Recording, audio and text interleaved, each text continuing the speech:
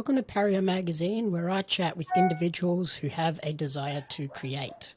Today, I am joined by an actor who is currently performing in Moulin Rouge the musical at Sydney's Capitol Theatre. Welcome to Pario Magazine, Ryan Gonzalez. Hey, how are you? Thank you. So, we're here today to chat about your journey as an actor, which has seen you go from my hometown, Albion Park, all the way up to the iconic Capitol Theatre stage. Before we dive into that, though, can you give our audience a brief introduction as to who Ryan is away from the stage? Oh, that's a great question. I feel like Ryan away from the stage at the moment is obsessed with the block and Okay. renovating, um, doing as much as I can to kind of ground myself out of theatre world because I don't know if you've seen Moulin Rouge, but it is intense and it is an energy drainer. So everything that you can do to kind of bring yourself back to a normal life is what I'm doing at the moment. Yeah. Okay. And you mentioned being a fan of the block. Have you sort of renovated your own place, or you just enjoy watching other people suffer through that pain? I'm enjoying it this season because they have 10 acres to renovate, Oh boy. and that seems excessive, especially straight after COVID. Hmm. And no, I haven't renovated anything for myself Okay. yet. Yet. Maybe that's coming. We'll see Ryan on future seasons of the block. Yeah. So on to sort of your journey as an actor. When did you discover this passion for acting and then obviously musical theatre? Mm. I as a kid, I never really had any chill. So my parents would kind of put me into every after school activity they could find. But most of them I would just not be able to like stay, or I'd be a sooky kid and cry. And anyway, they put me into dancing, which seemed to work for them because I have two twin brothers and they were a handful. So getting me out of the house was like prime opportunity for my parents to actually have a chill. Um, and I grew up dancing since I was about three, and I remember singing Singing in the Rain, which starred Todd McKenney, Wayne Scott Kermont, and Rachel Beck. It was at the Lyric Theatre in Sydney. I think I was about 14 years old. And I remember turning to my parents and being like, they're doing all three at once. Like they're doing the singing, they're doing the acting, they're doing the dancing. It's all happening at the same time. How do I get my hands on this? So I think that kind of spurred um, that kind of gave me a taste for what else was available outside of just dancing. And I think from that point, I couldn't put it down. I just researched everything, was obsessed with Legally Blonde, the musical, because that was hot property at the time. And then kind of, I think unknowingly, because I kept going with dance and doing commercial dance and going down that path for quite a bit. And then unknowingly, somewhere inside me, I was like, I think I could do acting, or I think I could do some singing. And then just started auditioning for musicals and ended up landing my first musical whilst I was in a full-time course of 1 year of dancing straight after year 12. So I jumped Okay. straight in there and I haven't looked back since. And how did you sort of then go and pursue this as like a full-time career? Did you have to then go and do some sort of little hobbyist productions on the side and then eventually get these bigger professional roles, or did you just dive straight into the deep end? Mm. I actually did. So once I got the creative nab for musicals, I did a couple in Wollongong at the IPAC in the IMB Theatre. We did an amateur production of West Side Story, which was great. And then we also did The Wiz as well, which I don't think is... Now looking back on it, I was like, we shouldn't have done that. Okay. But it was a great experience. And then I did a couple of music theatre things in high school, but nothing to the scale or nothing in those experiences actually had the amount of skill set that I needed. So I think I got my first job. I actually did Legally Blonde, the musical, as my first professional music theatre debut. And I was a swing, so I had to cover a lot of different people and a lot of different characters. And I think it was on that job that I realised I had to do some more vocal and acting training. Mm-hmm. So I kind of did that job, then went back out, started to do some like intensive acting courses, and got with a singing teacher that I really enjoyed, started brushing up on my singing. And then I think that's where I kind of hit my stride and really started to realise that I could actually do this and have longevity in it. Yeah. Pending what the show was coming. Like, pending what shows were coming and pending what I was right for. Because the thing with this industry is, like, it's so built on, yeah, you have to be good, but also you have to look right, appear right, be the right energy, be the right feel for a role. So there's been times where I've had downtime and it's been great because I've been able to go back to my dancing, like dance in an opera, dance in a commercial gig, and then come back to music theatre. Was that first role with Legally Blonde, was that like a great sort of crash course because you were in that swing role learning a bunch of different roles at the same time? Yeah. Swinging is so hard. And you're actually, you're super duper valuable for the company. So I learnt very quickly, because I'm such a perfectionist, especially when I perform, I learnt very quickly that the job of a swing is actually not to be perfect. It's to keep the show going and to fill the spaces that are normally filled. So that was like, I think that was like ultimate music theatre training, especially on that show, because it wasn't like there were ensemble members that could hide at the back. Everyone sang, everyone had lines, everyone had their moment. So it wasn't the ultimate crash course in learning how to perform to a professional level surrounded by incredible cast, but B, how to like abandon your ego, abandon your perfectionistic qualities and just do it. Okay. So yeah, I think that swinging is like probably the hardest job in theatre and very valuable to do at least once in your career. I imagine swing performers would have become incredibly valuable over the last couple of years as well, with the COVID restrictions and things happening, people dropping out all the time. Yeah, totally. And then as you followed this passion, was it more difficult to chase this dream down being based in Illawarra and not in Sydney? Yeah, I actually I used to go to St. Joseph's Catholic High School in Albion Park, which I'm sure you're very aware of.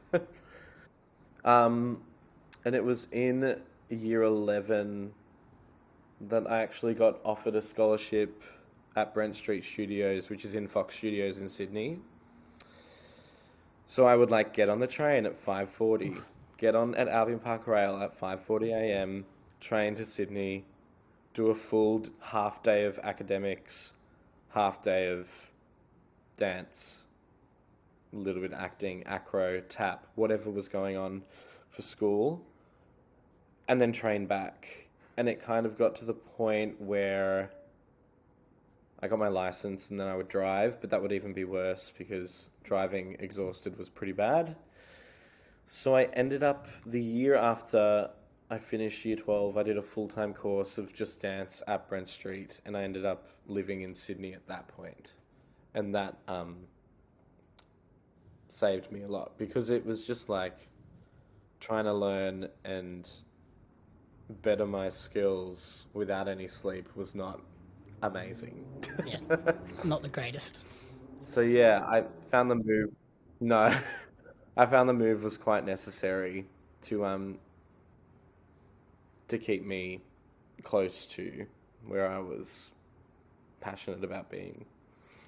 I imagine, though, given that you were willing to put in those hard yards with those really long days, it cemented in you that, yes, this is something that I want to make a career. I'm not going to just give up on this after 6 months.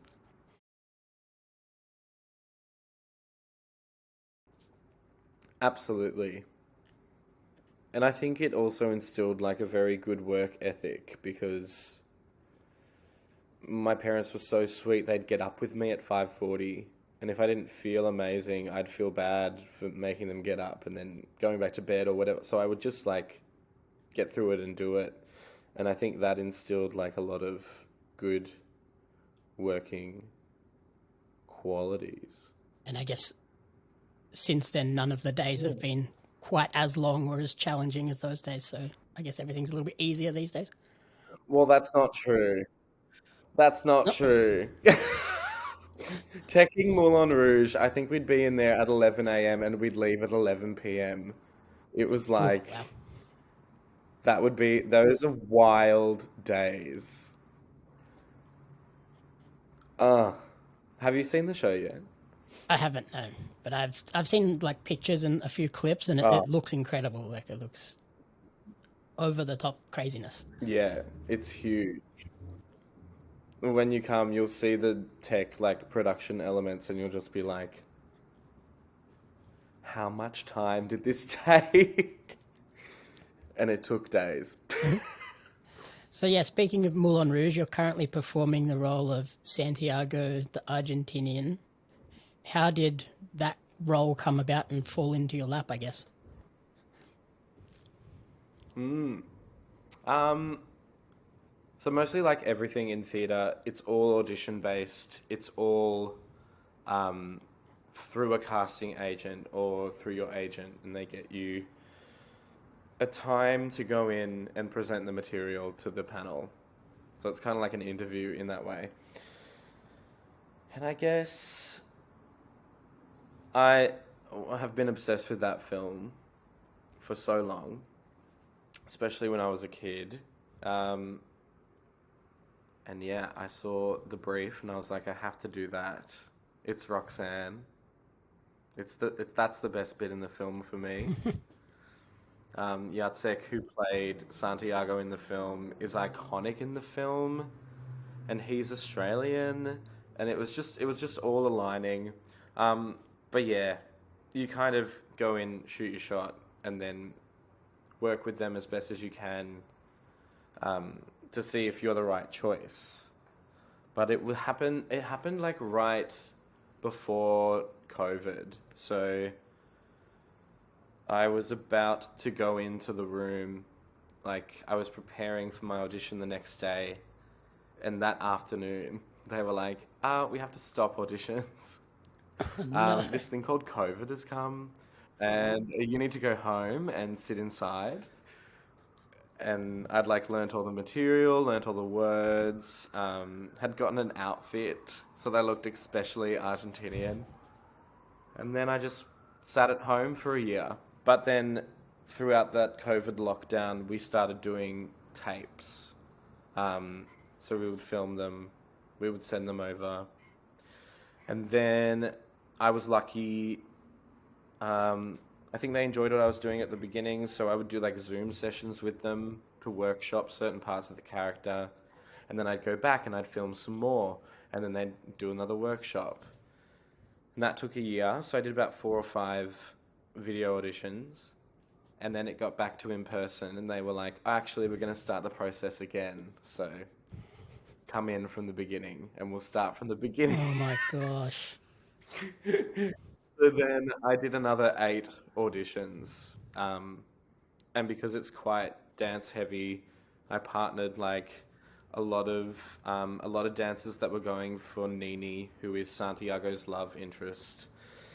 And those were lots of days of dancing and singing and acting and taking notes and doing it with different people. So, yeah, Given that it it was a lot of time. I reckon it was about given that it was such a sort of drawn out process, how did you then feel when you got word that yes, you had secured the role?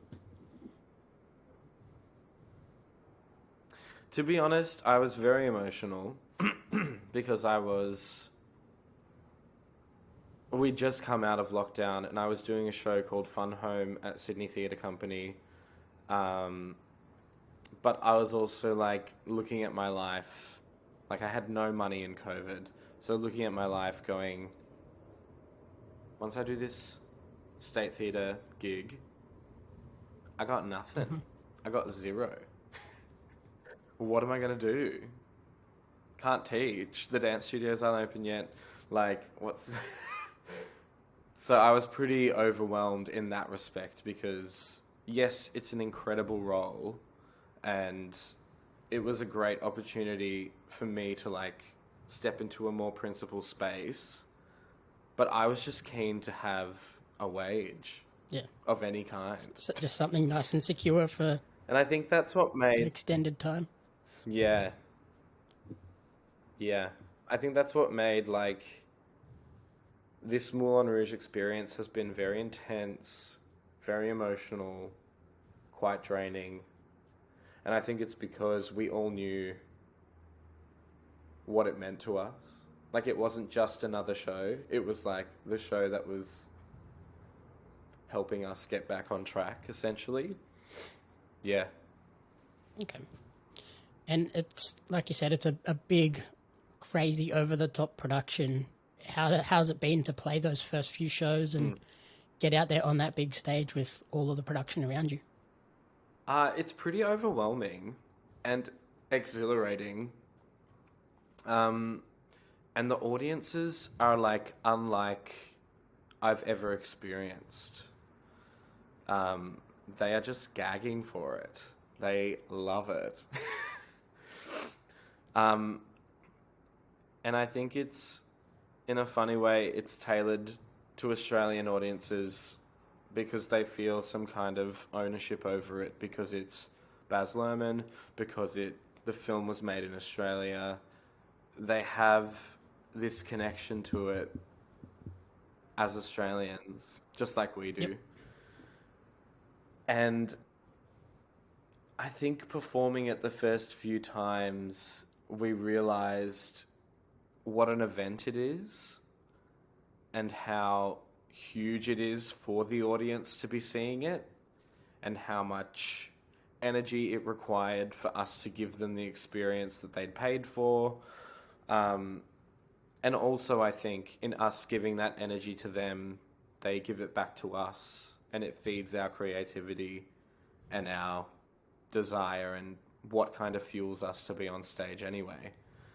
But yeah, honestly, it's out of control. I've never had a theatre experience like it before and probably won't again for a while. And then before getting this role, you won the Sydney Theatre Award for Best Actor in a Musical for your portrayal of Usnavi in The Heights. How did that feel? Was that another one of those moments where, yes, I am doing the right thing with my life? Yeah. That was 2018, and I think that was a big year for me because I did Usnavi, and then I did, I played a role in Assassins at the Sydney Theatre, at the Sydney Opera House, there we go. And then I played Frankie Valli, all in the same year, and I did some smaller gigs in between. And it kind of was like the year that I'd gotten the opportunity quite a few times to step out of the ensemble and do more of the leading, more of the principal work, more of the storytelling. And when I was nominated for that Sydney Theatre Award, I was also nominated for Frankie Valli and Jersey Boys. So I had 2 noms in the same category. Competing against yourself. And I beat myself. And I won for a Snavi, which is like unpopular opinion maybe, but I think In the Heights is Lin-Manuel Miranda's best musical ever. Because it has so much heart and it has so much love, and the music is just second to none. So it felt pretty special because I think that role is really iconic, and I kind of, throughout that process, was allowed to do what I wanted to do with the role, and it came out really well, and people really liked it. So I was pretty chuffed to win that. And the Sydney Theatre Awards is it's kind of not your normal awards setup. They're done by people that love theatre, that want to kind of promote more emerging, raw, smaller theatre works. So it was really lovely to win that award because it meant that they were really watching and they really enjoyed the work that you were doing. So I was really chuffed with that one. And then obviously winning that award, that's proven that you are pursuing this dream correctly. Do you have any advice for sort of some younger actors and people in the Illawarra that want to break into the theatre scene, either locally in the Illawarra or up in Sydney? Yeah, I think what I've learnt, and the advice that I would give myself when I was younger, is to stop boxing yourself. I used to tell myself a lot, I'm just a dancer, I'm just a this, I'm just a that. And then kind of forgot about all the other things that kind of make me me. And it's only been recently through performing that I've realized, there is no like one box that solidifies what my skills are. The only box that is Ryan. And if I can like authentically connect to that box and understand that it grows and it shifts and it changes and it multiplies and it absorbs sometimes and it gets really small. If I can just connect to that and make sure I funnel everything through truthfulness and some kind of acting, I can kind of do anything. I just gotta believe that I can. Okay. And I guess in the same token, I think acting is everything, especially in theatre. Like, you don't have to be the best dancer, best singer, hottest, most chiseled body. You don't have to be any of that. If you can act and convince the people watching, you've won. Alrighty, perfect. So yeah, we'll recommend that everyone goes and checks you out at the Moulin Rouge, the musical show up in Sydney at the Capitol Theatre. But finally, where's the best place for everyone to support you and track your personal creative journey moving forward? I think probably on Instagram. I post a lot on there. And my handle is at rgonzy, so RGONZY. And my website's on there too, so you can see if I'm doing a concert or something that's coming up. You can check that out as well. All right, perfect. Thank you so much for taking the time to chat with me, and good luck with the rest of the season. Thank you so much. This was so great.